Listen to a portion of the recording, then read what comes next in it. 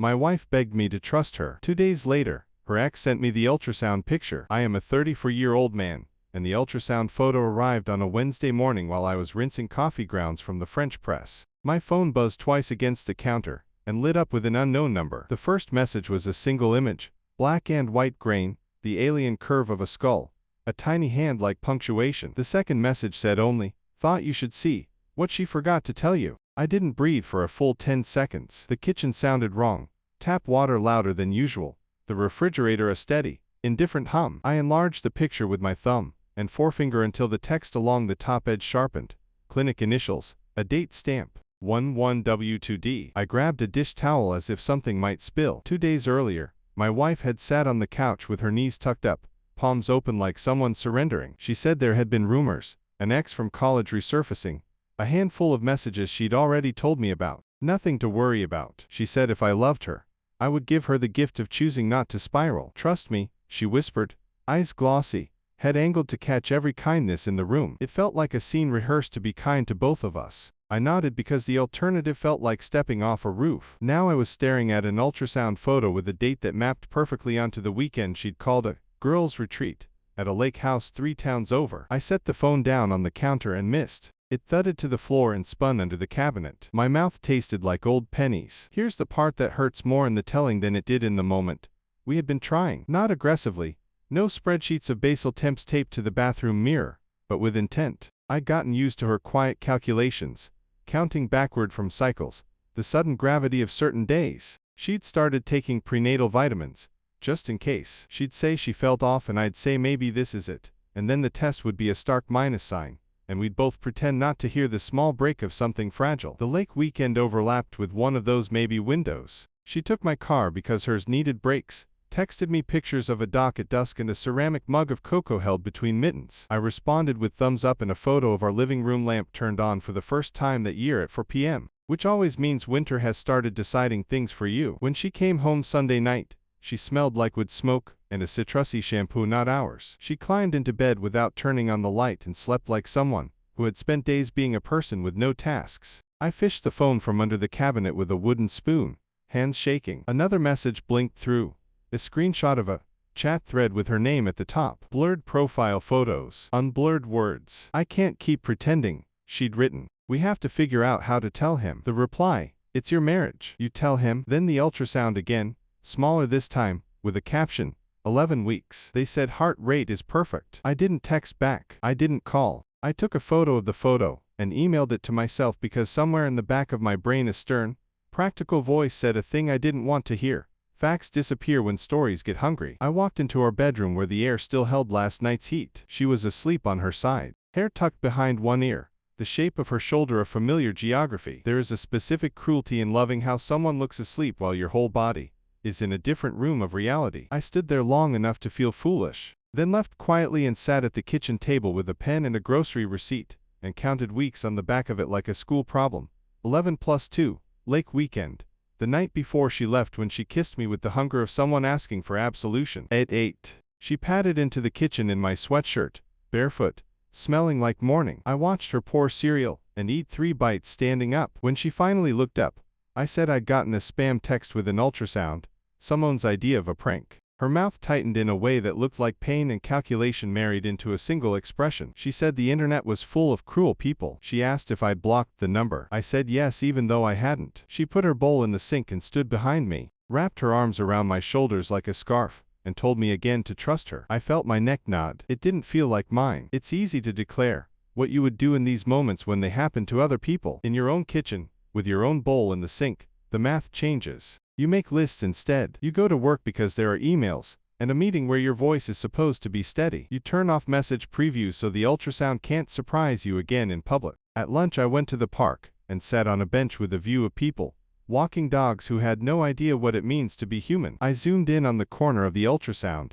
and read the clinic initials again. I searched my email for receipts. 2 months earlier, she'd used our shared card for wellness copay, a charge that could be anything. A week before the lake trip, a rideshare to an address 3 blocks from the clinic street. A new hoodie from a store near campus, where her ex used to live. I wanted all of it to be coincidence, and my brain to be the problem. That night, She was gentle in a way that felt like stage direction. She returned the borrowed car keys to my palm as if they were an apology. She asked about my day, and listened like the answer would be a bridge back to normal. In bed, she curled herself along my back, and breathed quietly through her nose, the way she does when she can't sleep, but doesn't want to wake me. I didn't sleep either. The refrigerator hummed. A neighbor's late TV bled through the wall. The floorboard near the window creaked like it remembered our arguments. The next morning at work, I called the clinic from the stairwell between floors. I used my polite voice. I asked if they could confirm whether a patient had been seen by mistake for billing. I left her name on the question like a paperclip. The receptionist said privacy prevented her from confirming anything. She sounded both tired and kind,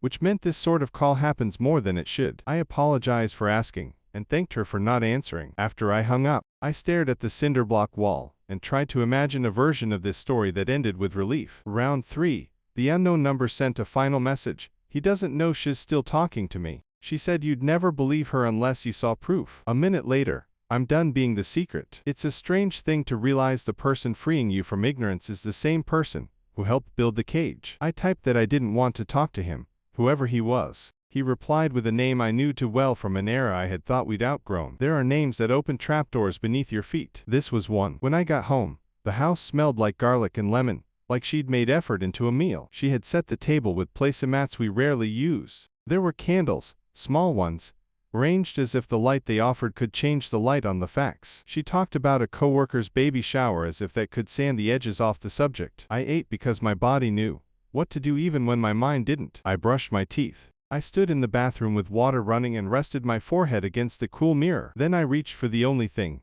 that felt like solid ground.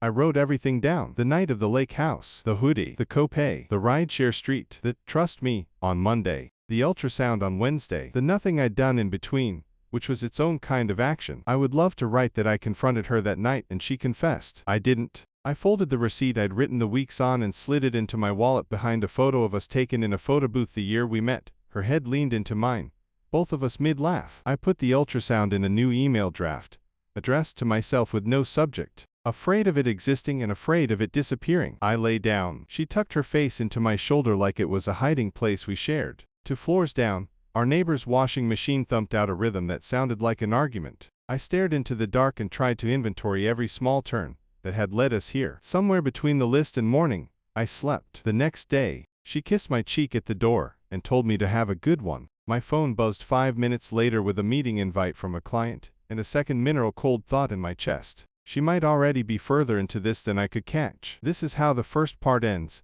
not because the story paused, but because I did, standing in a stairwell between floors, listening to the building breathe, holding a black and white photo of a life I hadn't been invited to and trying to decide whether trust is faith or an alibi. I am a 34-year-old man, and the moment I decided to stop narrating my pain to myself and start asking for proof was a Friday at 11:12 a.m. I printed the ultrasound. I printed my bank statements. I printed the rideshare receipt and the lake house reservation she'd forwarded me months ago with a line about finally seeing the stars again. I slid them into a manila folder and wrote the date on the tab because putting dates on things makes them behave. I managed her ex, my choice, not my proudest, but mine. I wrote 3 sentences. I'd seen the photo. I didn't want a fight. If he had something important to say it once, and then leave us alone. He replied with a message that read like relief. He wasn't trying to explode my life, only to avoid being erased from his own. He sent screenshots. He sent a scan of a lab slip with his name. I saw only the edges, as if the camera had flinched. He sent a short voice note, where her voice lived in the background saying they would wait to figure it out. Screenshots are dangerous, croppable, movable, falsible, but the timestamps had their own evidence. I matched them to my receipt timeline with a pencil like a man drawing lines on a war map. When I lifted the pencil tip, they made a triangle around the weekend I hadn't stopped thinking about. Thursday's rideshare near the clinic. Saturday's doorway photo of a lake house deck with shadowed feet. Monday's, trust me, with the kind of soft focus life gives liars. I told no one for 24 hours. Secrets make you reach for witnesses.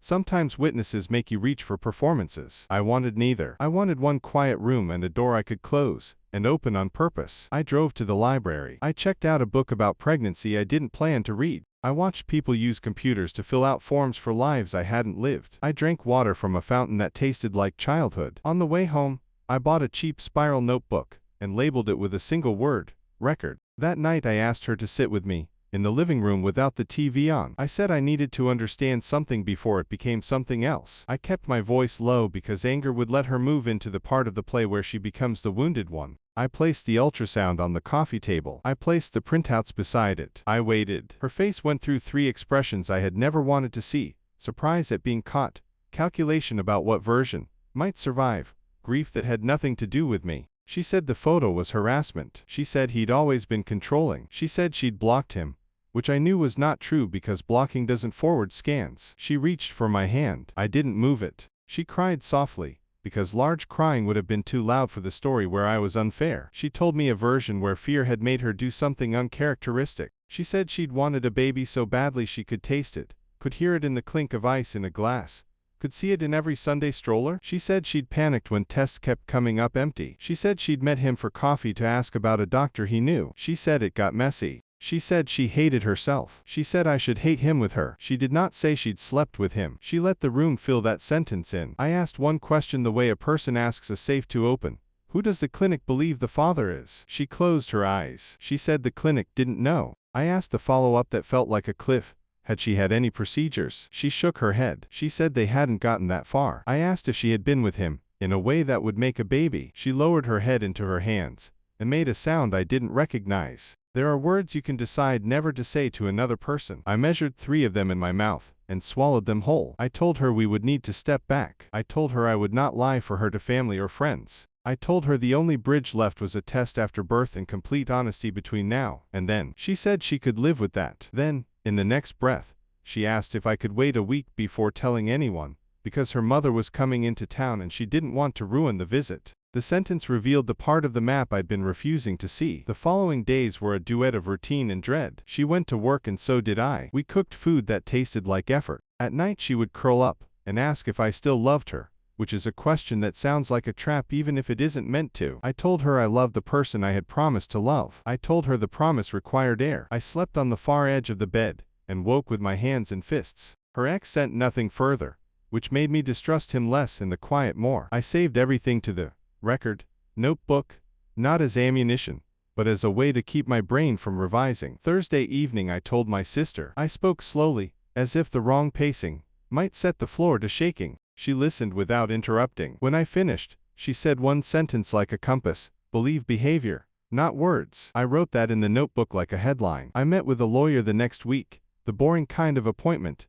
that spells names and photocopies driver's licenses. I told him I wasn't here to plan for a war, just to understand the border. He explained things I hadn't had space to consider: presumptions that attach to husbands, how paperwork can make a truth expensive to correct, what a paternity test can and cannot obligate. He said he'd seen men choose to be fathers to children not theirs and men choose to leave, and both choices looked noble from the right angle, and selfish from the wrong one. He said the only wrong choice was to let a story make you smaller than the truth. I told her about the meeting that night. She was angry in a new way, quieter, sharper. She said going to a lawyer poisoned the well. She said I was painting her as a villain. She said she had made one mistake and I was turning it into a biography. I said I was securing our water source. She asked if I was recording her. I wasn't. The notebook stayed shut on the table like a closed mouth. Her mother arrived for the weekend and the apartment smelled like cinnamon and pretended normal. I did dishes while they shopped and laughed like laughter could be used as calking. On Sunday, her mother hugged me in the doorway and thanked me for being steady. The word landed and broke. After the door closed,